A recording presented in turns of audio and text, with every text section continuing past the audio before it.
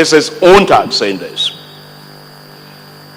This is no surprise, with a return on FDI in Nigeria ranked as number 4 globally at an average rate of about 35%. That compares with an average return on investment of about 6.6% globally. It is not surprising when we look at the other factors that are contributing to the interest in Nigeria.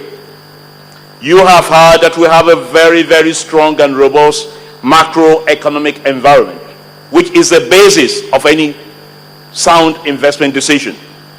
Yes, we've heard about the growth rate, that we're one of the fastest 6 or 7 economies in the world today, or one of the fastest 10 in the world today. Yes, you've heard about the low level of inflation, stable exchange rate. You've also, and I must say, that when you look at the debt to GDP ratio, it's less than 20%.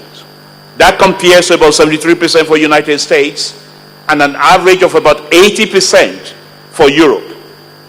Ours is one of the lowest in the world. When you look at the deficit to GDP ratio, it's about 2%. Again, very low when you compare it to the rest of the world. So we have a very strong macroeconomic environment. But that's not all we have going for the country.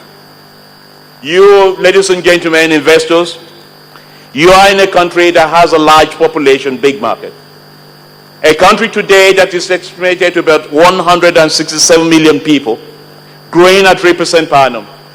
A country that, when you look at it, gives you access to the ECOWAS market, which is about 300 million.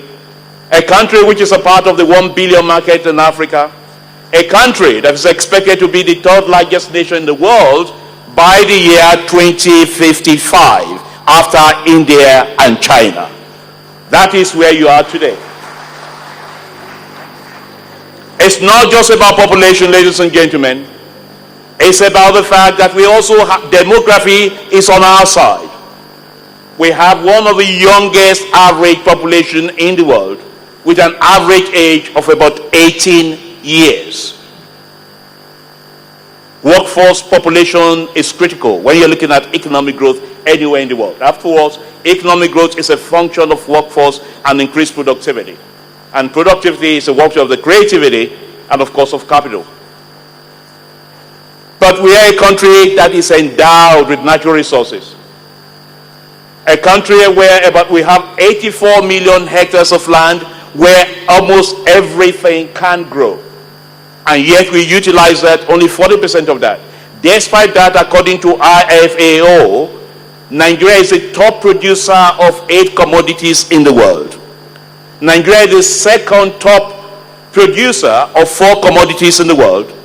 And Nigeria is the number 3 top producer in the world of another 7 commodities in the world. And yet, only 40% of that 80 million hectares of land is used today. It is a country that has 44 solid minerals in commercial quantity. Yes, we have the 11th reserve in terms of crude oil and 8th in terms of gas. So we are a country that is blessed with a people quantity advantage, a country that has a large market, a country that is naturally endowed with resources. That is why investors are coming to the country.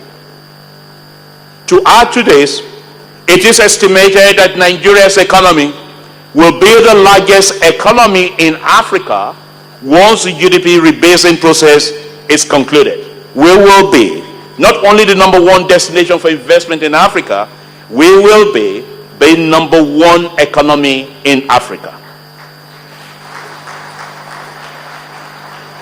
However, a critical element we have now started resolving is to make sure we have the conducive investment climate and business climate. According to a research by OECD, FDI as a percentage of GDP is estimated around 7% in countries with strong and stable investment climate, compared to about 2 to 3% of GDP in tougher investment jurisdiction. That is why this government under his transformation agenda of the Mr. President, has commenced an investment climate reform program, working diligently with the likes of the World Bank, DFID, and OECD. OECD has completed an 8-month review of our business and investment climate, benchmarking it to the best internationally. The gaps, it covered about 6 policy areas. The gaps have been identified, and together we're working together to make sure that we improve the investment and business climate in the country. We've also taken some other initiatives. We have established the National Competitiveness Council of Nigeria, which is constituted mainly of the leaders from the different spheres of the private sector and actively supported by the public sector. The NCCN provides a private sector perspective and advises government on initiatives to improve our business and investment climate, and of course our competitiveness. Representation on the council is cross-cutting, including professionals from the financial sector, large-scale manufacturing, the legal profession, the information and communication technology, print media, and many others. The reforms occurring in Nigeria and the positive economic results and the feedback from investors globally has now led to Nigeria to be grouped as one of the main economies, with the likes of Mexico, Indonesia, and Turkey. So Mint has now been coined by the international investor community. The Mint economies are expected to be the successors to the BRICS economies and represent the next generation of developing economies with tremendous economic growth potential due to their demographics and the geographical locations of this country. All this have led to a strong response from investors, especially in the power sector. I will say that as I stand before you, we know we have commitment of about $12 billion going into the petrochemical sector. But the good news there is that the local investors are the ones taking the lead. Out of the 12 billion, 9 billion is coming from the local investor. What that means, I deliberately emphasize on that, is that the Nigerians knows that the time to invest in their country is now. They have seen, they know what's going on in the economy.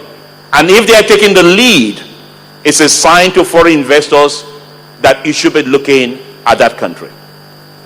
In the telecom sectors today, I have pipeline investments of about 6 billion coming through there.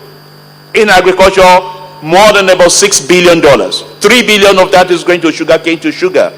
On Friday, I was in Adamawa to inspect the new sugarcane plantation that's going on there. And there are going to be 6 in 6 northern parts of the country.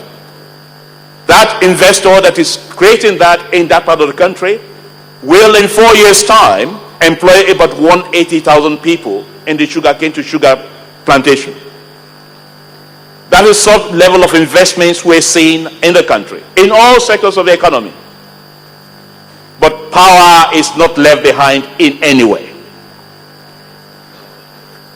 When you look at the power sector, the economic case for investment in power sector, as I said, is very clear. As the estimated deficit in power supply costs the economy about 3% growth annually.